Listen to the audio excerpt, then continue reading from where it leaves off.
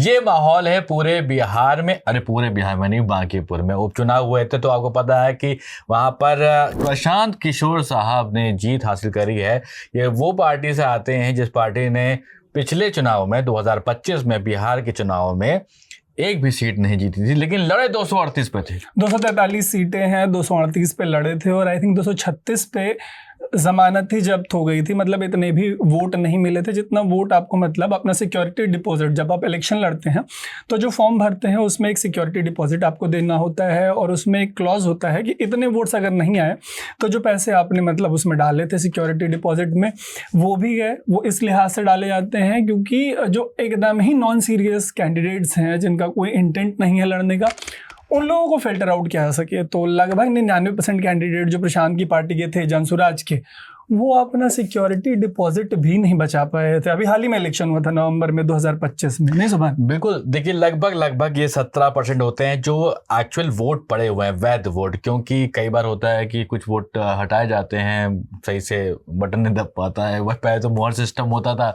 तो मोहर सही कोई भी मोहर धक-धका के, हम लोग यहाँ तो मतलब मैं बिहार से हूँ तो हम लोग यहाँ तो धक-धका के वो बैलेट, वैसे इंडिया में कई सारे जगहों पे हुआ है लेकिन हम लोग का पीआर थोड़ा एक्स्ट्रा डेंटेड रहा है तो इसमें तो ये तो दबा के वो तो ठीक है, लेकिन ये बताइए कि इस बार बटन दबाने में कोई ईवीएम में कोई आंच तो नहीं आई? यार उस पे अमित मालवीय हैं बीजेपी के, उन्होंने बड़ी हार है चूंकि बीजेपी के बिहार में बड़ी हार कई सारे मायनों में, जैसे कि एक तो ये है कि जो राष्ट्रीय अध्यक्ष हैं बीजेपी के नए वाले जेपी नड्डा जी के बाद जो बने हैं नितिन नवीन जी, उनकी मतलब उनके और उनके पिताजी की ये मतलब एक तरीके से होम कॉन्स्टिट्यूएंसी रही है। पिताजी की बीजेपी में क्या ये भी चल रहा था कि पिताजी फिर बेटा?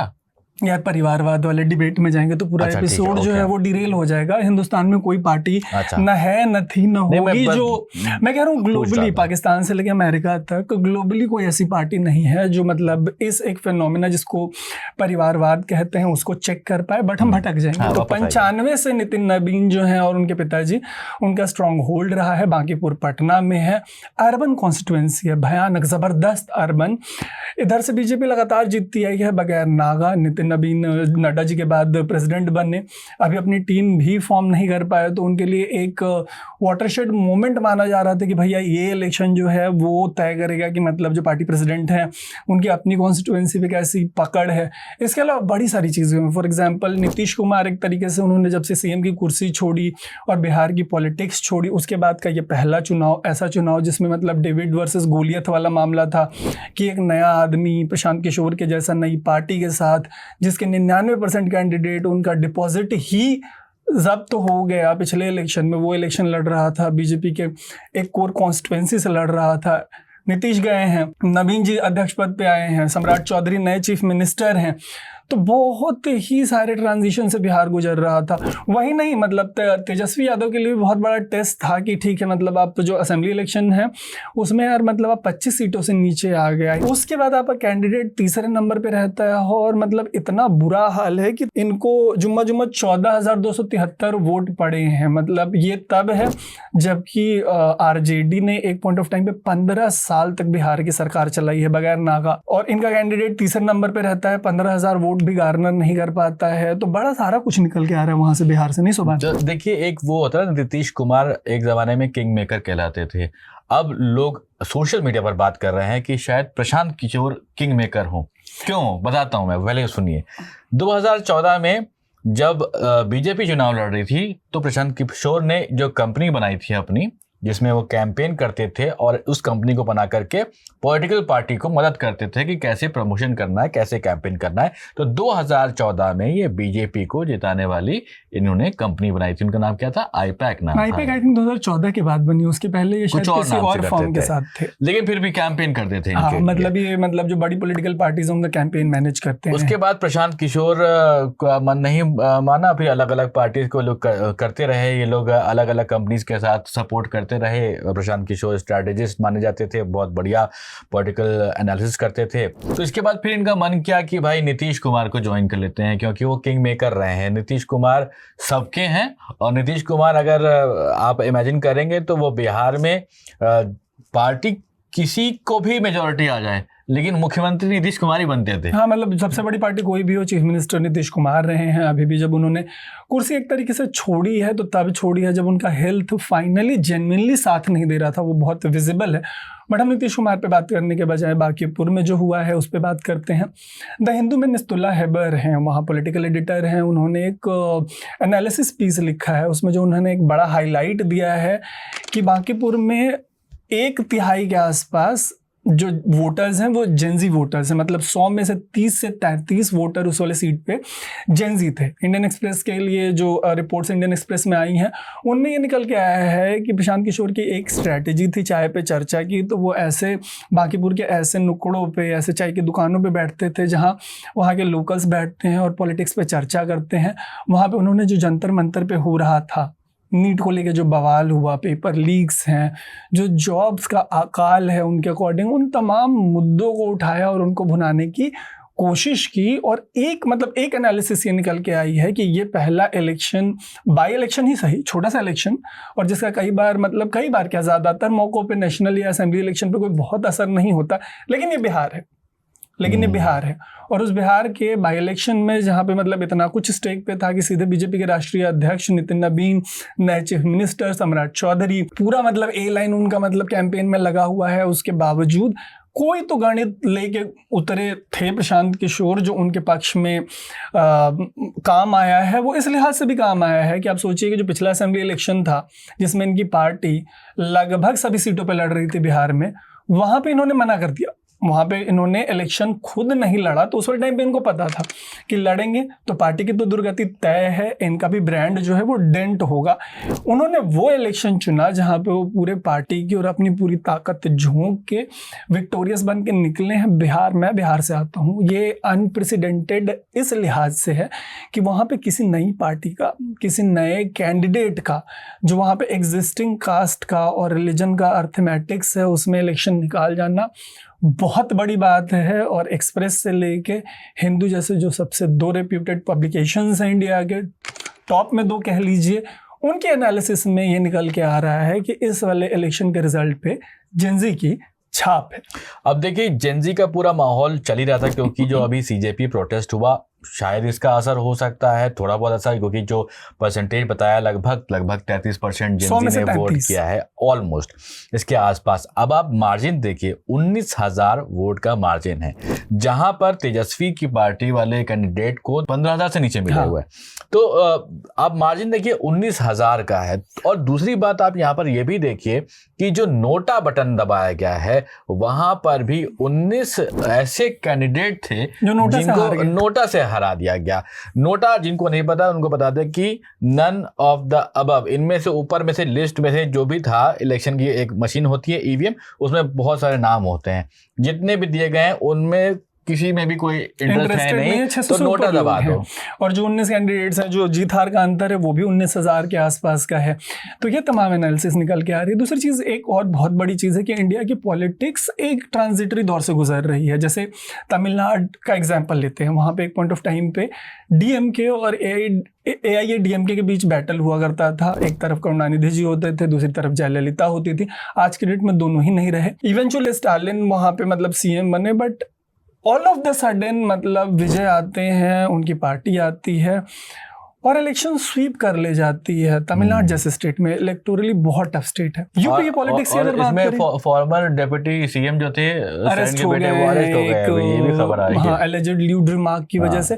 यूपी की बात करें तो यहाँ पे मतलब हम जब बड़े हो रहे थे तो वहाँ की पॉलिटिक्स आपको याद होगी, एक तरफ मायावती की बसपा होती थी और दूसरी तरफ मुलायम सिंह यादव की सपा होती थी। मुलायम सिंह गुजर गए, बसपा का जो बेस है वो इस कदर डगमगाया है कि मायावती असेंबली में मतलब उनका एक आधा विधायक जीत के आ जाए तो वो सेलिब्रिटी बन जाता है। तो वहाँ पे बीजेपी, जिसको लेके लंबे टाइम तक कल्पना नहीं की जाती थी कि बीजेपी वहाँ पे आ सकती है, 2017 के बाद से बीजेपी वहाँ पे काबिज है। आप चलते हैं बिहार में एक लंबा वो दौर रहा जब 2 ही चेहरे थे, एक तरफ नीतीश कुमार, दूसरी तरफ लालू यादव और नीतीश कुमार दोनों ही बुरी तरीके से हेल्थ से स्ट्रगल कर रहे हैं। स्टेट को एक नया चेहरा मिला है चीफ मिनिस्टर के तौर पर सम्राट चौधरी का। तेजस्वी यादव स्ट्रगल कर रहे हैं पिछले 2 इलेक्शन से विजिबली। 2 पैंडेमिक के बाद वाले इलेक्शन में उनकी पार्टी सबसे बड़ी पार्टी बन के उभरी थी, लेकिन पिछले इलेक्शन में ऐसे मुंह के बल गिरे हैं कि उनके लिए रिकवर करना ऐसे बिहारी जो मैं देख पा रहा हूँ बहुत डिफिकल्ट लग रहा है विजिबली।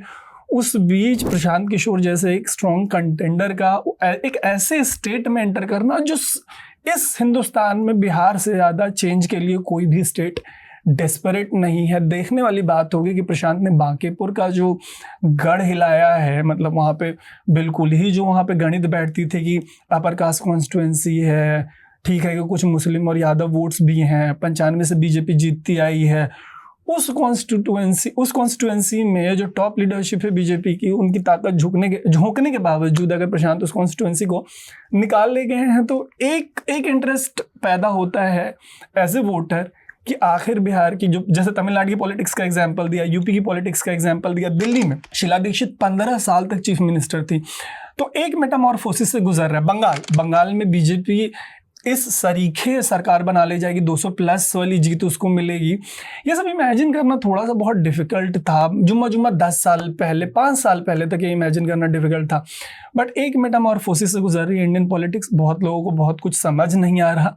हम लोग निगाह बनाए हुए हैं और जितना ग्राउंड पे जाना होता है या जितना हम लोग डेटा क्रंच कर पाते हैं उसके थ्रू इसका मतलब निकालने की कोशिश कर रहे हैं। वही जो आपने एग्जांपल दिया बिल्कुल सही है। तमिलनाडु के जो आपने एग्जांपल दिया, वहाँ पर किस तरीके से अब विजय जो रिसेंटली सीएम बने हैं, वहाँ पर एक तरह से पलट दिया पूरा वहाँ पर बाजी। अगर आप ममता बनर्जी की बात करिए तो एक ज़माने में चली आ रही वहाँ पर जो लेफ्ट पार्टी थी उसको ममता बनर्जी ने आके चेंज किया, लेकिन अब आके उसके बाद फिर बीजेपी ने एक उनका लंबा दौर ममता बनर्जी का भी खत्म कर दिया है।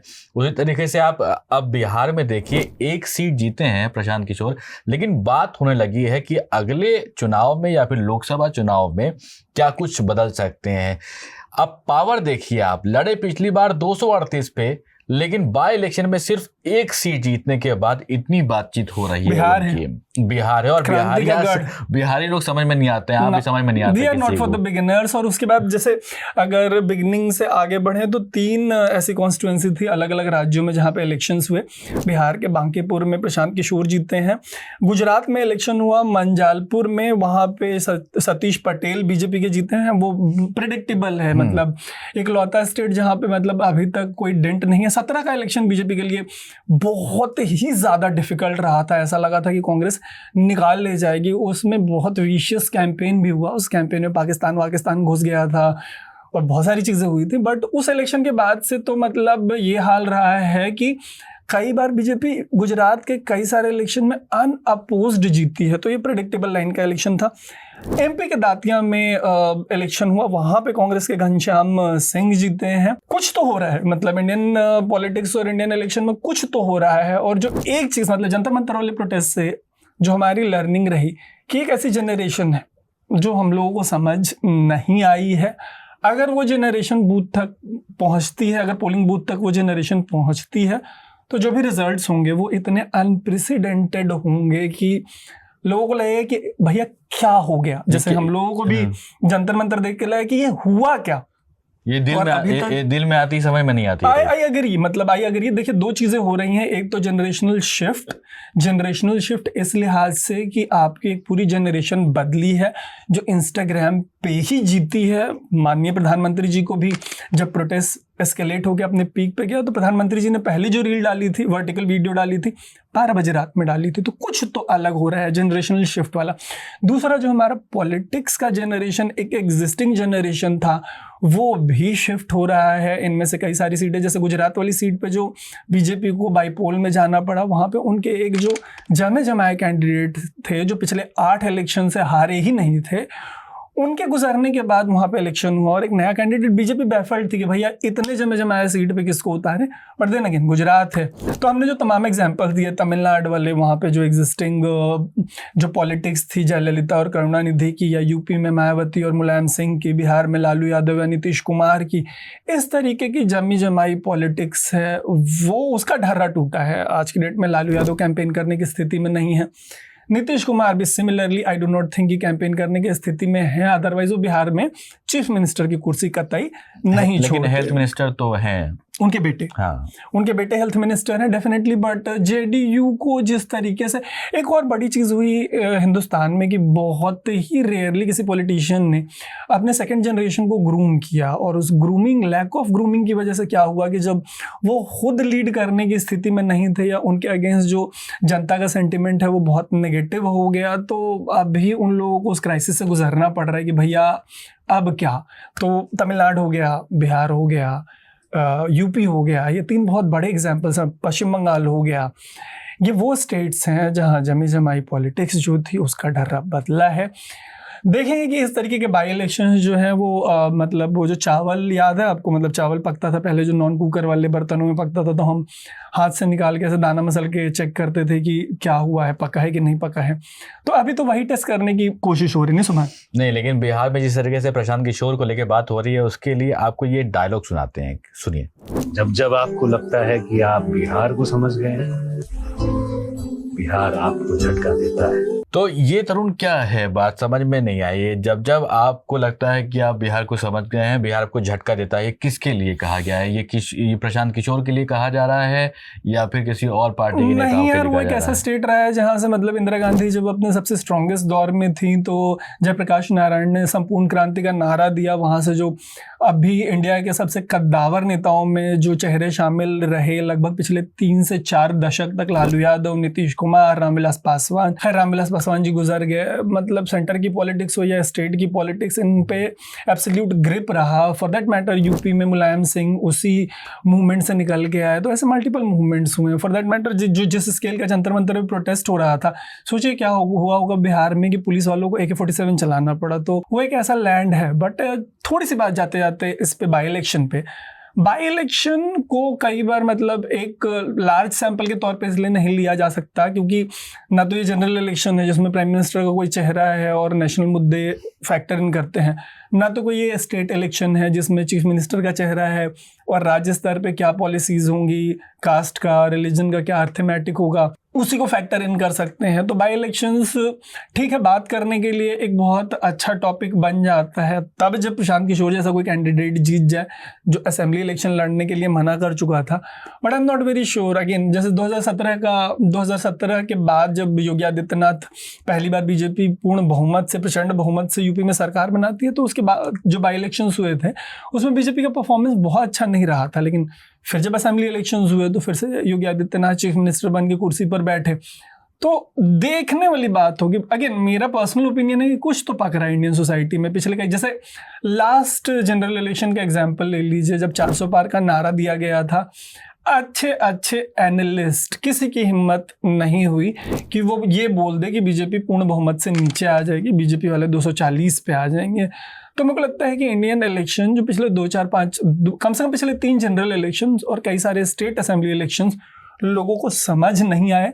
मेरा पर्सनल ओपिनियन ये है कि इंडियन सोसाइटी पॉलिटिकली मेटामॉर्फोज कर रही है, एक नया वोटर तबका इमर्ज कर रहा है और जो एग्जिस्टिंग पॉलिटिक्स थी उसका ढर्रा टूटा है। आज के डेट में न रामविलास जी हैं, नीतीश कुमार पॉलिटिकली एक्टिव नहीं हो सकते, लालू यादव भी नहीं है, यूपी में मायावती लगभग हाशिए पर है, मुलायम सिंह जी नहीं रहे, तमिलनाडु वाला जो एग्जाम्पल है वो तमाम आपके सामने है। तो ये हमारा लेखा जोखा है। उसके अलावा सवाल बताएं कि बिहार से और क्या निकल के आ रहा है। बताने के लिए आपने कुछ छोड़ा है ये बताइए। मुझे लगता है कि हमारे यहाँ से इस तरीके का कुछ क्रांतिकारी हो जाए, कोई नस दबा दी गई है और उसके बाद फिर आप बोलने लगे बिहार वाली नस दबा दी गई। मैं वही तो कह रहा हूँ कि हमारे यहाँ से प्रशांत किशोर किसी भी सीट से जीत जाए। अब रुकिए, देखिए प्रशांत किशोर का एक वीडियो देखिए। ये खड़े हुए हैं और ये भाषण दे रहे हैं।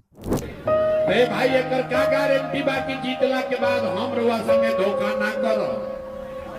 भाई भटवा से पहले तो सब बढ़िया बतियावा था, वोट के बाद आपका गला काटता है। इसीलिए हम वोट मांगते ही नहीं है, ये वोट मांगने का कार्यक्रम नहीं है। तो देखिए ये आप देख रहे हैं कि वो जनता के बीच में है और वहां पर वो कह रहे हैं कि हम वोट मांगने नहीं आए हैं, जनता का दिल जीतने आए हैं। तो देखिए वैसे तो हर नेता यही कहता है कि हम वोट मांगने नहीं आते हैं, दिखाई लेकिन देते हैं ये जब कोई बाई इलेक्शन होता है, इलेक्शन होता है उसी टाइम देते हैं। लेकिन फिर भी हो सकता है कि कोई सोशल सर्विस या सोशल वर्कर वगैरह थोड़ा सा कुछ अंदर हो किसी के, इस पे हम लोग जज नहीं करते हैं। लेकिन आपको एक कमेंट और बात में बता देते हैं कि ये कुछ ट्विटर पे किसी ने लिख दिया है है, ये लिखा है कि only fools and idiots can change dresses 5 times a day। तो अब आप देखिए ये कपड़े कौन बदलता है बार बार, ये तो समझ में नहीं आता है। मतलब नेता कोई होगा ऐसा कि भाई चीट पड़ जाए कपड़ा चेंज कर लो, तो ऐसे नहीं करते। ये जनता के बीच जाने वाले नेता हैं, ऐसा लोग कह रहे हैं प्रशांत किशोर के ऊपर, और इसीलिए शायद प्रशांत किशोर को यहाँ पर बाय इलेक्शन जिताया गया। एक छोटी सी बात जाते जाते इस पे रैप करते हैं कि प्रशांत किशोर ने एक बड़ी अच्छी बात कही है कि उनके जीतने से बांकीपुर जो है वो बेंगलुरु नहीं हो जाएगा, कोई रेवोल्यूशन ओवरनाइट नहीं आना। बट उनका दावा ये है कि उनके जीतने के बाद जो बेसिक चेंजेस हैं, जो छोटे मोटे बदलाव हैं, वो देखने को मिलेंगे। मेरे को लगता है कि बिहार बहुत डेस्परेट है छोटे चेंजेस के लिए भी।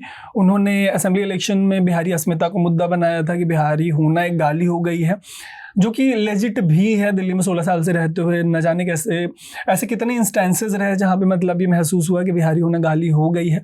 उनका कहना है कि अगर राज्य में ऐसे भी अपॉर्चुनिटीज़ क्रिएट की जाए जहाँ 12-15 हज़ार की नौकरी लोगों को मिले तो वो बाहर जाना बंद करेंगे। और ऐसा मास पॉपुलेशन जो बिहार से माइग्रेट करेगा, वैसे तो तमाम स्टेट्स माइग्रेट करते हैं जो कि अलग बहस है, बट मास माइग्रेशन जब रुकेगा तो हो सकता है कि बिहारीज जो हैं उनकी आइडेंटिटी रीमेक हो, बिहारी होना गाली मत हो और लोग परिवारों से जुदा मत हो। और जो टैलेंट पूल है बिहार का, बस एक लेबर एक्सपोर्टिंग स्टेट बन के मत रह जाए बिहार। तो देखते हैं कि एक कॉन्स्टिट्यूएंसी जीतने के बाद जनसुराज के प्रशांत किशोर स्टेट में क्या चेंजेस ला पाते हैं। इस एपिसोड में हमने जितना कुछ आपके साथ शेयर किया है उस पर आपको जो भी लगता है प्लीज़ कमेंट करके ज़रूर बताइएगा। ऐसे ही कॉन्वर्सेशंस के लिए देखते रहिएगा न्यूज़ लॉन्डे। मेरा नाम है तरुण। मेरा नाम है सोभान।